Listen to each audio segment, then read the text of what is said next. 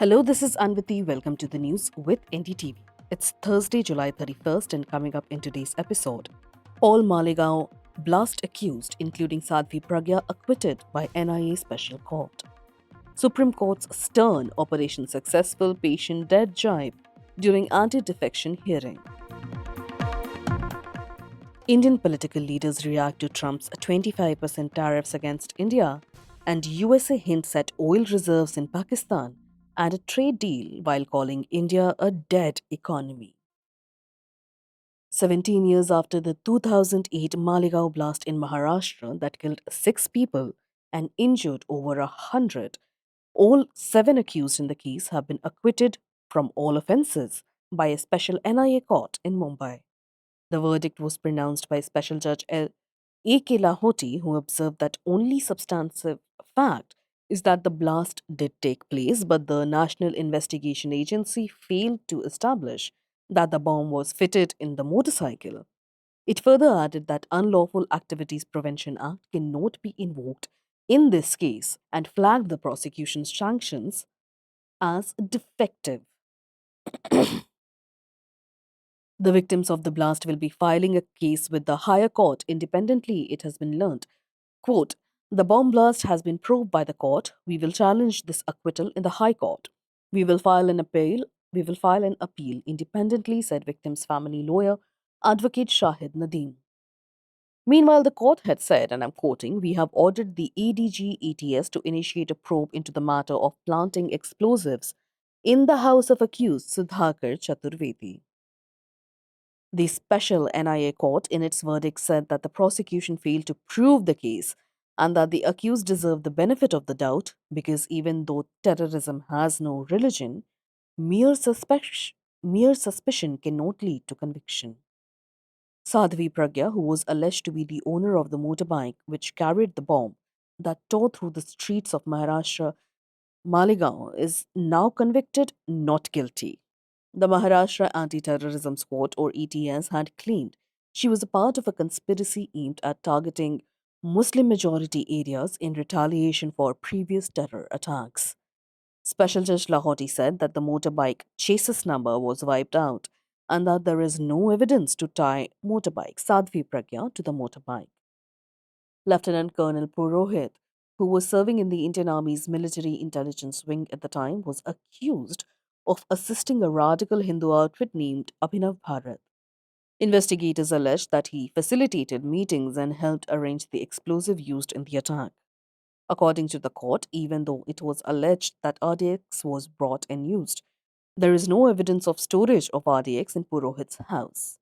The blast took place on September 29, 2008 in Malegaon, a communally sensitive town in Maharashtra. The explosion occurred during the month of Ramadan, and just before the festival of Navaratri, it claimed 6 lives and left over 100 people injured.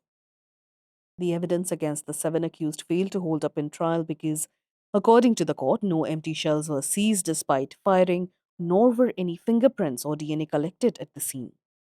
Furthermore, the articles that were sent for analysis were reportedly contaminated.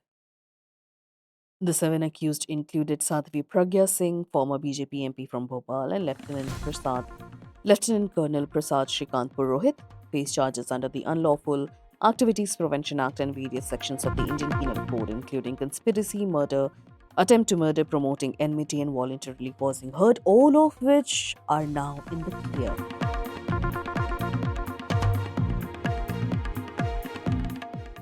The Supreme Court has given 3 months to Speaker of the Telangana Legislative Assembly to decide on petitions seeking the disqualification of 10 MLAs who switched from Bharat Rashtra Samiti or BRS to the Congress in 2023 under the 10th schedule of the Constitution in 3 months. The defections happened in 2023, and one of the 10 MLAs even contested the 2024 Lok Sabha polls with a Congress ticket. A bench of Chief Justice of India B.R. Gavai and Justice K. Vinod Chauhan said that the court cannot permit a situation of Operation Successful but Patient Dead by allowing the disqualification petitions to remain pending during the term of the assembly, which would allow the defectors to reap benefit of the delay. The court said it was unfortunate that the speaker had issued a notice on the disqualification petitions after 7 months, and only after the court issued notice on the issue and decided to examine the delay. Any MLA shall not be allowed to protract the proceeding. If done so, then the Speaker shall draw adverse inferences, the court said. The bench also said that the political defections have been a matter of national discourse and have the potential to disrupt democracy if not restricted. Besides, it observed that the Speaker, while acting as a tribunal under the 10th schedule, is not immune from judicial review. Parliament should consider reviewing the present mechanism for disqualification of MLAs under the 10th schedule or the anti defection law, the court said, adding that assembly speakers tend to routinely delay such proceedings against defectors who pose danger to the democracy. The Congress thumped the BRS in 2023 elections. The National Party won by 64 of the 119 assembly seats. The BRS, led by K. Chandrasekhar Rao, which swept 88 in the previous election, secured just 39 seats. And the Bharatiya Janata Party and Asaduddin Owaisi's MIM got 8 and 7 seats, respectively. The defections triggered a political row, and the High Court was approached after the Speaker accused of inaction in the matter. The Speaker, however, argued the High Court lacked jurisdiction to issue such orders. Those seeking disqualification said delay on the petitions would allow ruling party time to persuade more lawmakers from rival parties to jump ship. The Congress party slammed the BJP government after President Donald Trump decided to impose a 25% import duty plus additional penalties on India for maintaining oil trade relations with Russia. In a social media post, Mr. Trump termed India's trade policies as most strenuous and obnoxious. In a post on X, the Congress party wrote, "The country is bearing the cost of Prime Minister Narendra Modi's quote unquote friendship." Three MPs have so far submitted a notice to raise a discussion on the 25% US tariff issue in the Rajya Sabha. Congress MP Shashi Tharoor called US President retake. Congress MP Shashi Tharoor, who has been recently making headlines for favoring the Bharatiya Janata Party, often going against his own party lines to praise the Prime Minister, has called the US President Donald Trump's decision completely unreasonable. The Lok Sabha MP from Tiruvananthapuram said that India can exercise limited flexibility during the trade talks but should not entirely buckle under US pressure and keep its national interest as priority. His remarks to reporters outside the parliament came on a day the US tariffs came into effect and hit came a day before the US tariffs came into effect and hit Indian markets and rupee. The 25% figure would single out India more severely than the other major trading partners and threatens to unravel months of talks between the two countries. The penalty was imposed on India for purchasing crude oil and military equipment from Russia. He added that America is a very big market for us. Our exports there alone are 87 to 90 billion dollars. If there is a dramatic drop, then it will hurt us. From estimates coming already, we may end up losing half a percentage of our GDP. Congress MP Priyanka Gandhi pointed out that, quote, Trump has spoken about tariffs and war again. The government should respond. MP Prime Minister Modi travels around the world, makes friends, and we get this. Papu Yadav from Bihar also slammed the government by saying that the US president has called India a fool and urged the center to protest and ask for the 25% tariff to be withdrawn. President Trump's announcement on Wednesday came as a complete surprise to most, as the two countries are negotiating a trade agreement. It is also being seen as a pressure tactic to get New Delhi to agree to demands made by the US, which has in recent days got favorable trade deals with major partners like Japan, the UK, and the European Union. Meanwhile, Shiv Sena MP to Rajya Sabha Priyanka Chaturvedi posted on social media, and I'm quoting, India has economic challenges, yes. India has to work on its per capita income, yes. India has to address its wealth inequalities, yes. India has to address farmers and businesses' concerns, yes. India has to address the unemployment challenge, yes. But economic challenges do not equate a dead economy. Clearly a trumped up statement to close a deal, unquote.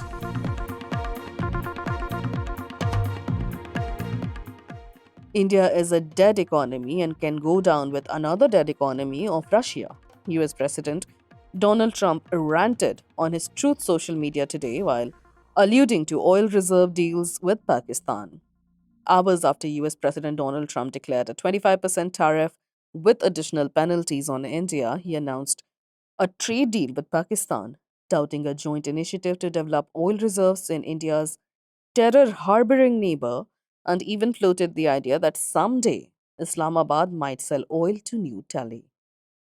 In a post on Truth Social, Trump stated that the United States and Pakistan are currently in the process of selecting the oil company for the partnership.